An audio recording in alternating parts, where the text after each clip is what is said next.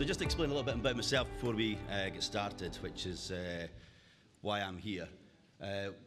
We're a BMS controls company, so already, if not all of you are asleep, probably half of you are getting that way.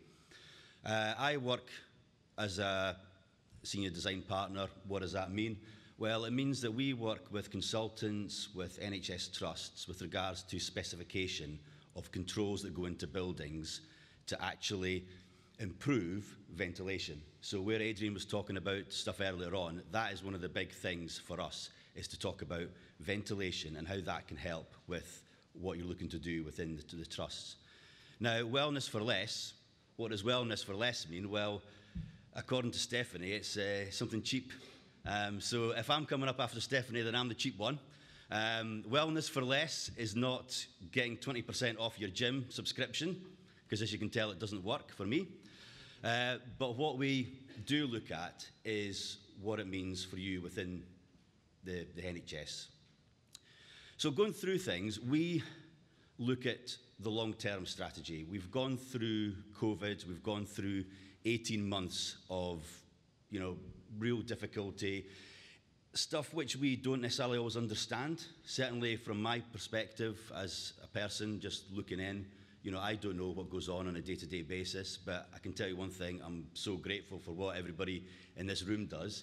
So what is it that we can do? Well, we've spoken about UVC, and UVC is something which we can put into ductwork, but it's about the journey that we want to go on as well, because it's important that we actually look at beyond COVID. We look at what's coming up next. We look at historically what's happened within healthcare. And when we specify something which can do benefit to make people well, and it might be UVC, it might be increased ventilation, it might be looking at indoor air quality sensors, often what happens is that when it comes to the end of a project, all these things get stripped out because we want something for less. Well, is it actually for less? Let's have a look at things that the healthcare-acquired infections cost the NHS every year.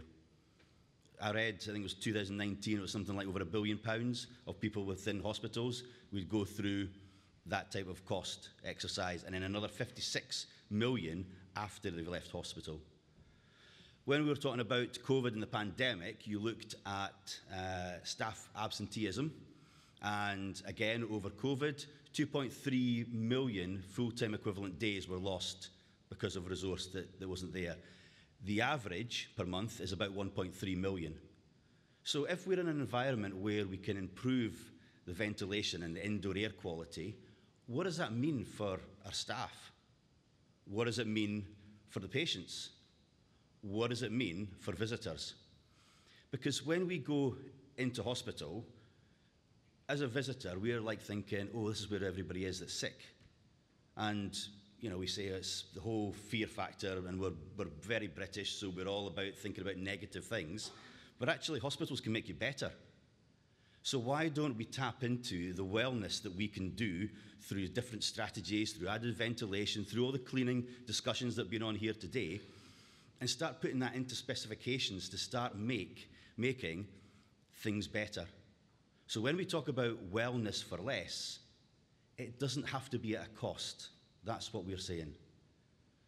And it also means that when we talk to people about additions to what makes people feel well, we can talk about integration through to lighting.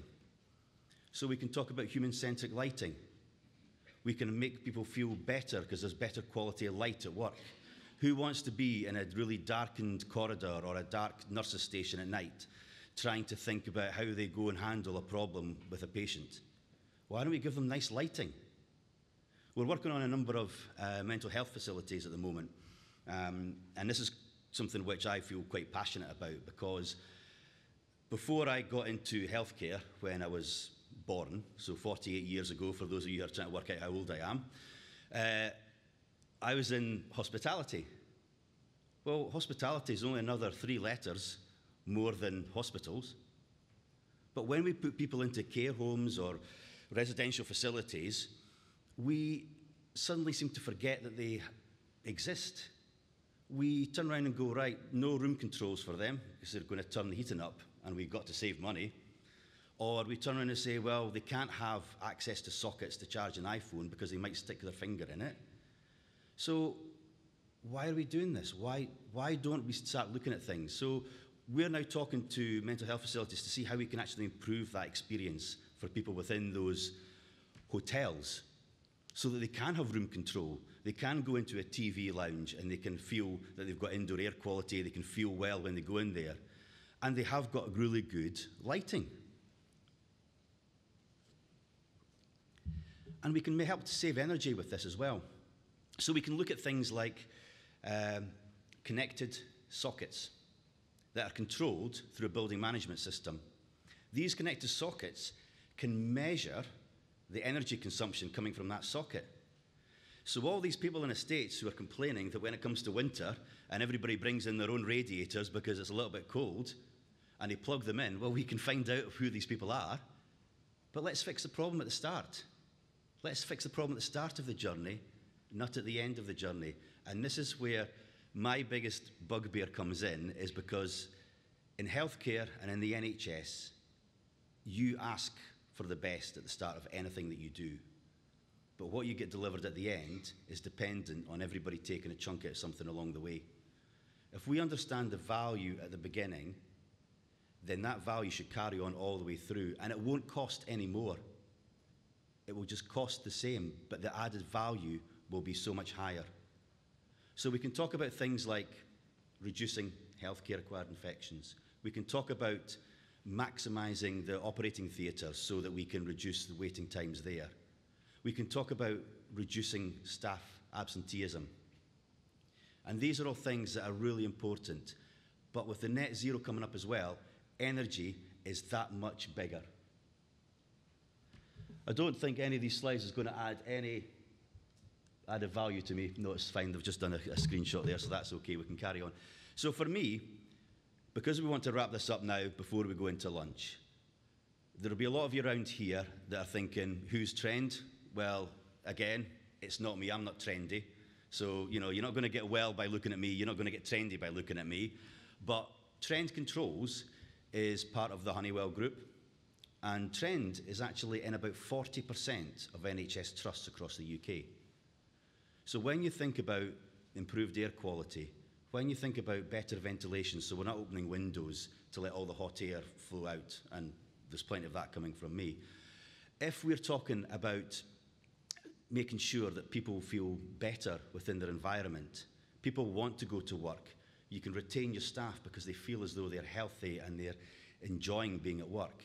These are all things that we can put into place right at the start, but we can also retrofit it as well so that we don't have the issues where we turn around and say, talking about dentist surgeries that have to be stopped while we go into the ceilings and change things around. We can do things that can help it. We can provide dashboards that you can display in waiting rooms that say your indoor air quality is excellent. It builds up that belief that people want to be able to go to the doctor. They want to be able to be treated to get better. And this is what it's all about. Wellness for us is about making sure we deliver the best that we can to make everybody feel good, staff, patients, and visitors. So, without any more to do, what I do is thank you very much for your time.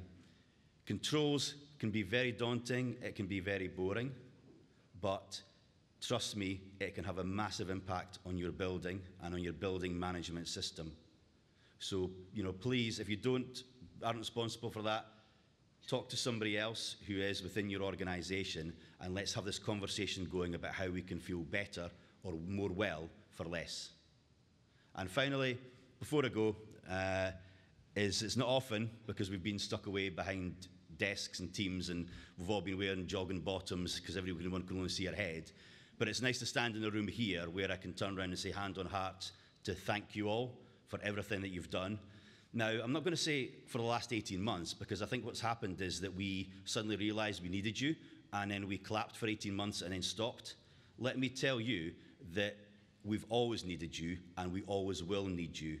So from me, a huge thank you forever as to what you do, And on that basis, I feel a little bit better now, so I'm going to go and sit down. Thank you.